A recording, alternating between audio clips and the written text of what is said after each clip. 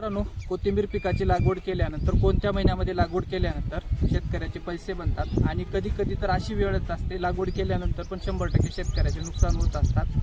बरेचसे प्लॉट चांगले असतात पण कधी कधी शेतकऱ्यावरती अशी वेळ येत असते की रोटर मारून पण किंवा प्लॉटच्या बाहेर कोथिंबीर काढून बांधावरती नेऊन टाकावे लागते, तशी पण शेतकऱ्यावरती वेळ येत असते।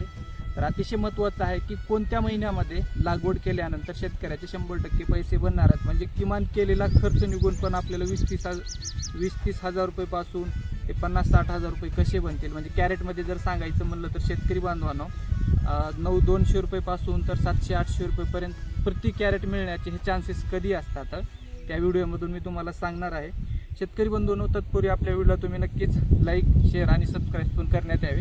अतिशय महत्त्वाचा एक शेतकरी बंधूंनो, सध्याला फेब्रुवारी महिना चालू होणार आहे। बरेच शेतकऱ्याचे सध्याला आता तूर पीक असेल किंवा तुमचा राजमा पीक असेल किंवा बरेचसे आता सध्याला गहू पीक किंवा हरभरा पीक हे थोड्या प्रमाणामध्ये निघत आहे, ज्याची पूर्व लागवडी झालेली आहेत। तर तूर पिकामध्ये बरेच शेतकरी नियोजन करत असतात तूर पिकाची वगैरे हार्वेस्टिंग झाल्यानंतर। तर त्या सिच्युएशनमध्ये लागवड केल्यानंतर आपले 100% पैसे बनतील का?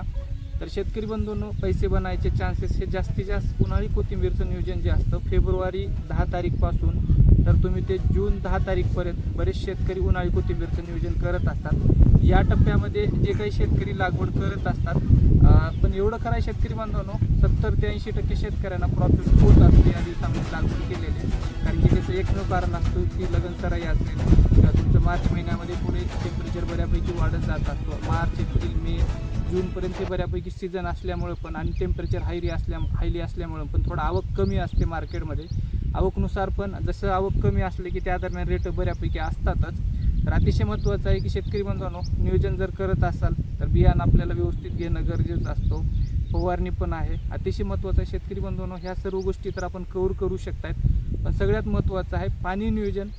ज्या शेतीमध्ये पाणी नियोजन रेन पाईपच्या माध्यमातून असणार आहे तिथं 100% उगवण एक समान होऊन कोथिंबीरवरती उन्हाचं किंवा टेम्परेचरचं काहीच साईड इफेक्ट होत नाही, उगवण पण एक समान होत असते आणि लवकरात लवकर कोथिंबीर पीक काढायला पण येत असते, त्याचा पण शेतकऱ्याला फायदा होत असतो। राहिला विषय शेतकरी बांधवांनो, सध्याला लागवड करू शकतायत का? मित्रांनो, सध्याला लागवड करायला काही हरकत नाही, तुम्ही लागवड करू शकतायत या दिवसामध्ये। जिथं तुम्ही 2 एकर, 3 एकर, 4 एकर कोथिंबीर करणार आहेत तिथं शेतकरी मित्रांनो तुम्ही टप्प्याटप्प्याने लागवड करू शकताय। सध्याला 1 एकर 10-15 दिवसाच्या फरकाने दुसरे 1 एकर असं करू शकतात। एकदाच करण्याऐवजी टप्प्याटप्प्याने करत चला, जेणेकरून आपल्याला मार्केटचा पण फायदा घेता येईल। या सर्व गोष्टी पूर्व नियोजन करूनच तुम्ही कोथिंबीर पिकाकडे वळू शकता। शेतकरी मित्रांनो, लास्टसाठी आवकवरती अवलंबून असतो कोथिंबीर पिकाचे कसे पैसे बनणार आहेत, पण क्वालिटीचे पैसे 100% बनतातच। सध्याला पण बरेच ठिकाणी माल पिवळे पडलेत, म्हणून ज्या शेतकऱ्याकडे माल चांगले व्यवस्थित आहेत, एवढं मार्केट रिवर्स असताना पण 100 रुपयेपासून ते 150 रुपयेपर्यंत प्रति कॅरेट कोथिंबीरची खरेदी चालूच आहे। शेतकरी मित्रांनो, अतिशय महत्त्वाचं आहे की आता बियाणं या दिवसामध्ये कोणतं सिलेक्ट करायला पाहिजे। आता बरेच शेतकरी कास्ती गावरांची व्हरायटी सिलेक्ट करतायत, तुम्ही ते व्हरायटी सिलेक्ट करू शकताय। सध्याला या दिवसामध्ये 35 किलो एकरी बियाणाचं वापर आहे, त्याच्यामध्ये तुम्ही खत नियोजनमध्ये 24-24-0 बीज प्रक्रिया, फवारणी ह्या गोष्टी सर्व तुम्हाला वेळोवेळी कव्हर करावं लागत असतो।